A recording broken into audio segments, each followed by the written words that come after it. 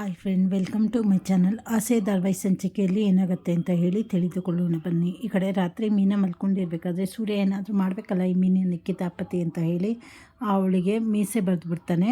ಬೆಳಗ್ಗೆ ಎದ್ದು ಮೀನ ಬರಬೇಕಾದ್ರೆ ಈ ಕಡೆ ಮನೆಯವರೆಲ್ಲ ನೋಡಿ ನಗ್ತಾ ಇರ್ತಾರೆ. ಆಗ ಶ್ರುತಿ ಹತ್ರ ಹೋಗಿ, ಶ್ರುತಿ ಯಾಕೆ ನಗ್ತಾ ಇದೆಯಾ ನೀನು ಅಂತ ಹೇಳಿದಾಗ, ಅಯ್ಯೋ ಮೀನಮ್ಮ ನಿನಗೆ ಮೀಸೆ ಬಂದುಬಿಟ್ಟಿದೆಯಲ್ಲ ಅಂತ ಹೇಳಿ ನಗ್ತಾ ಇರಬೇಕಾದ್ರೆ, ಏನು ಮೀಸೆ ಬಂದಿದೆಯಾ ನನಗೆ ಅಂತ ಹೇಳಿ ಮೊಬೈಲಲ್ಲಿ ನೋಡ್ಕೊತಾಳೆ.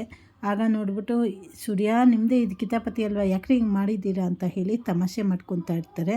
ಆಗ ಶಾಂತಿ ಬಂದು, ನಗ್ರಿ ಎಷ್ಟು ನಗ್ತೀರಾ ನಗ್ಬಿಡಿ, ಬರೀ ಇನ್ನೇನು ಮುಂದೆ ಅಂತೂ ನಗಲ್ಲ ಅಂದಾಗ, ಏನು ಹೇಳ್ತಾ ಇದೆಯಾ ಅಮ್ಮ ನೀನು ಅಂತ ಹೇಳಿ ಸೂರ್ಯ ಕೇಳಿದ್ದಕ್ಕೆ, ಇನ್ನೇನು ಇವ್ರದ್ದು ಇನ್ನೇನು ಸ್ವಲ್ಪ ದಿನದಲ್ಲೇ ಮಂಜು ಮದುವೆ ಆಗತ್ತೆ, ನೀವೆಲ್ಲ ನೋಡಿಬಿಟ್ಟು ಒಬ್ಬ ಒಳ್ಳೆ ಹುಡುಗಿನ ಹುಡುಕ್ತೀರ. ಆದರೆ ಅವನು ಕೇಳ್ದಿರ ಯಾರನ್ನೋ ಕಟ್ಕೊಂಡು ಹೋಗ್ಬಿಡ್ತಾನೆ. ಮಸಾಲೆ ದೋಸೆ ಇದ್ದಂಗೆ, ಏನೇ ಮಾಡು ಪಲ್ಯ ಇರಲೇಬೇಕು, ಆ ರೀತಿ ಇವ್ರ ಘಟನೆಗಳು ಇವ್ರ ಮನೆಯದು ಅಂತ ಹೇಳಿ ಈ ಕಡೆ ಆಡ್ಕೊಂಡು ನಗ್ತಾ ಇರ್ತಾಳೆ.